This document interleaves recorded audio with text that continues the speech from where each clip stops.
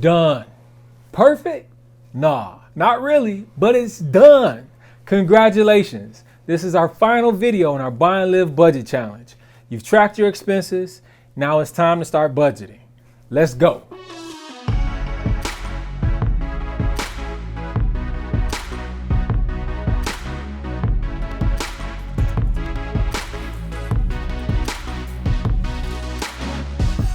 Hey, how's it going, everybody? It's Walt Marshall here with Buy and Live, where our focus is building wealth in real estate. Now, sometimes you just got to get the job done. There's a saying, done is better than perfect. So the same thing applies to real estate. Now, the name of the channel is Buy and Live, and it's a strategy of real estate investing, a strategy that we just happen to stumble across.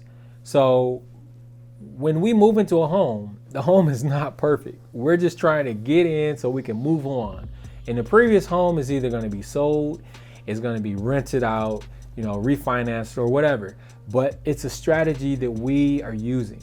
Like, when we move in a home, I'm not aiming for perfection. I have young children. My daughter, she has this fascination with crayons on the wall and, toilets that overflow. When we move in, we don't even have doors to our bedroom. It's like no trim. We didn't have mirrors in the bathroom. It's like we're trying to just get into the house so that we can begin moving on with the next property. So there's no need to get all this work done on the property to move in, and then we're gonna have to do it again when we move out. So what's the point? We just get in, we make sure that it's comfortable, make sure it's safe for our family, and we just move on. So done is better than perfect. And I think that lesson applies to many things in life, especially budgeting. Done is better than perfect. And that's why I think that this budget works. You track your expenses, you make adjustments, and then you just keep going until you perfect it. We are just getting started in real estate investing. We're not claiming to be know-it-alls. We're just trying to help and share what we've learned, and done is better than perfect. Now, if you're watching this video, I'm assuming that you've been following our series, and if not, that's cool.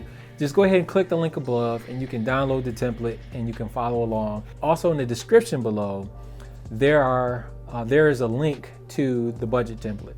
All right, we're gonna wrap things up. This is the final video in our Buy and Live budget series.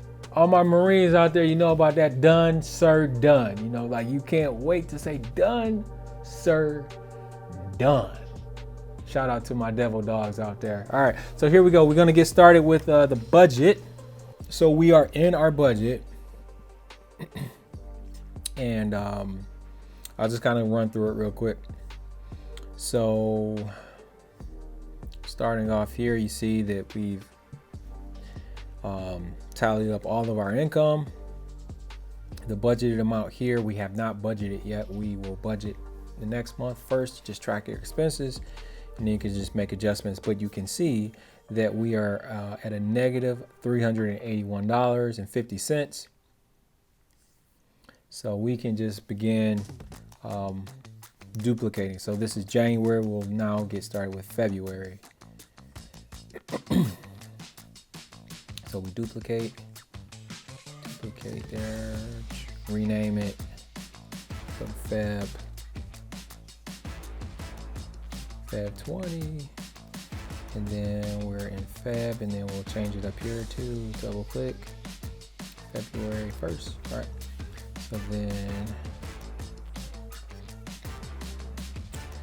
now we can begin budgeting because we have pretty much all of our expenses. So we see what we've spent throughout the month. We can now make those adjustments. So we can just pretty much just aim food. Oh, I'm sorry. Okay. So here we go. Food. So we can just say it says $839. We'll just do $840. So we'll do $840. And then transportation. Transportation is just mileage, parking, automobile repairs. We don't put the vehicles in transportation because we try to reduce and eliminate like owning a car.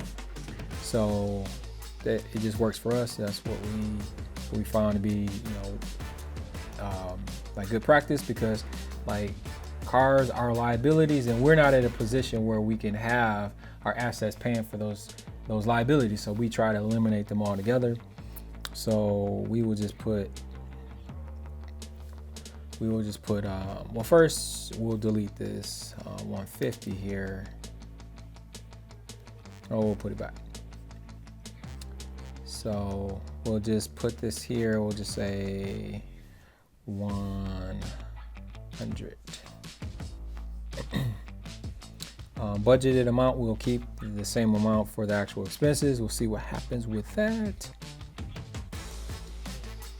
We'll just do that.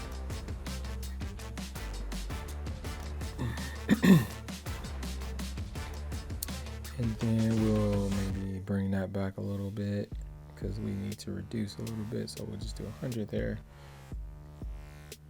We'll maybe pull this back to 100.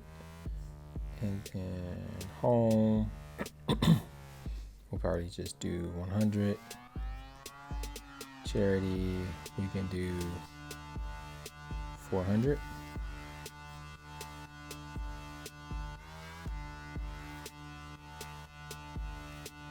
Entertainment, we'll just do 30. Investing/saving, we'll just do 380. All right. So now we see our budgeted amount versus our total income is $3,800. So we still have like maybe about $80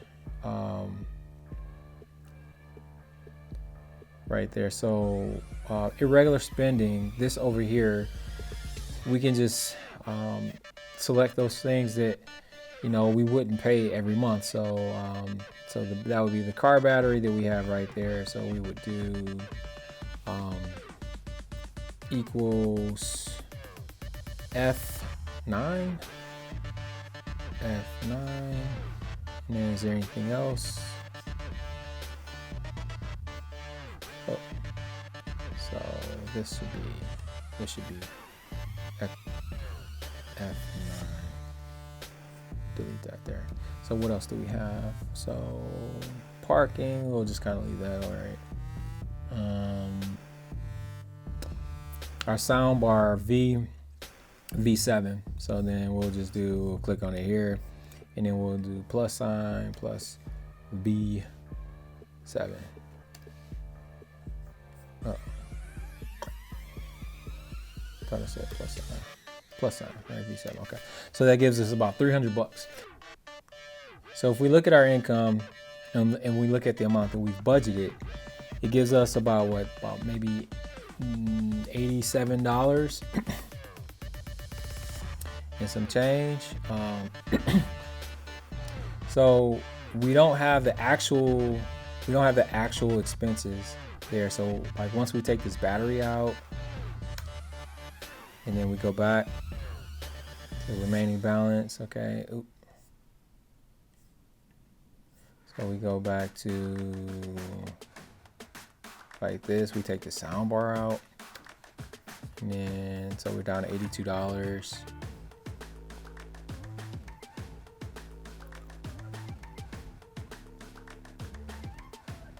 And then we're over. We budgeted here, so we take the crafts out for the month.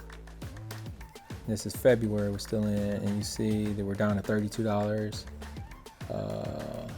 Let's just say we stay home here, down to $7.75, and then we just take this gift out.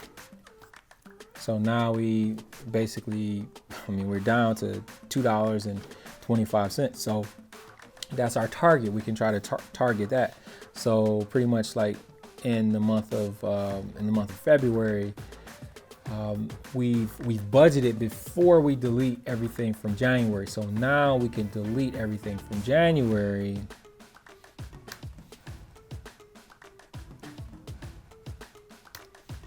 We'll keep the monthly expenses there because those are pretty much fixed. They don't change really.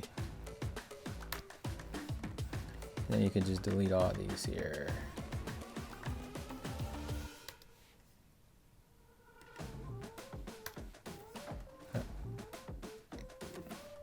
and then you just start over. And then, like you will fill everything out and then duplicate February into March, and then you just try to make adjustments. That's pretty much it. So the main points of our budgeting is that we try to always invest 10% off the top, and then we just live below our means, where we have more to invest in real estate and more that we can invest in other things. So that's pretty much how we budget, and then you can just keep duplicating down at the bottom. Once you keep tracking expenses, and then you just kind of make adjustments along the way in the budgeted column, and it works for us. One other thing I would say is, like, just looking at the monthly bills, sometimes these can be cut down, they can be reduced, like just shopping around trying to find like the best deal for like sometimes like student loans, those can be refinanced for lower rates. The mortgage can be refinanced for a lower rate. Car insurance can be shopped around. Cell phone, like all these monthly bills can be, like, most of them can be reduced, and it's just like trying to stay on top of them until we can get them down. That's what we've done. So that is pretty much it. Congratulations. This is how we budget. This is our format. It works for us. I hope it helps. And if you have any questions, feel free to drop a note. If you have any questions, feel free to drop a note in the comment section below. Let me know if this was helpful.